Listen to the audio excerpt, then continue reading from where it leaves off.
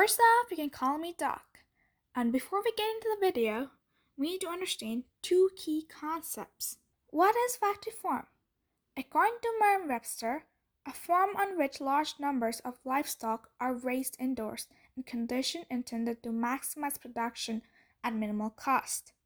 But what do factory farms have to do with zoonotic diseases? And what even is a zoonotic disease?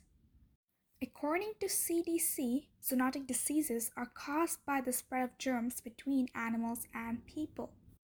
I bet you knew pigs were dirty. But did you ever know just how dirty they are? I take offense to that. You see, as Bob has grown up in this factory farm, he acquired a few nasty passengers. He and his friends are almost genetically identical, meaning that diseases travel easily between them. That combined with the amount of antibiotics that they have taken every day, these germs are almost completely antibiotic resistant and pack quite a punch to both Bob and us.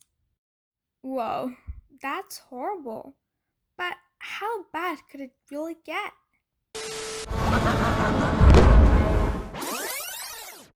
No, that's definitely not ideal. That's not great. Well, moving on from that nightmare, what it is like inside the factory farm, Bob? I'll tell it to you straight, Doc. It's no Disneyland in there. I've seen the sign, 2 times? I'm not exactly supposed to let you in on this, but the conditions are, subpar. Same slop every day, packed into the crates, and don't get me started on that medicine. Antibiotics, 24/7. I barely know what corn tastes like. Doc, corn. My condolences. Oh, what I wouldn't give for a piece of corn. So, all of that leads into flu, huh? Just about. Those farmers take sanitary recommendations as a suggestion. Animal cruelty is a hobby down there. Jeez, we should really fix that, shouldn't we? Of course. Bob here provides a compelling argument. The danger to the pigs inside the farms is a danger to humans outside the farms. They suffer and we suffer too. So how can we fix this?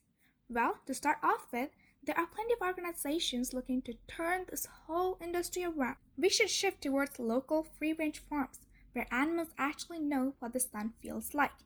Even more, we should reflect on our own diets, especially the meat we eat. How much is enough? How much do we really need? Maybe if we ease up on those burgers and hot dogs, there wouldn't be such a demand for pigs like Bob. Less demand, smaller farms.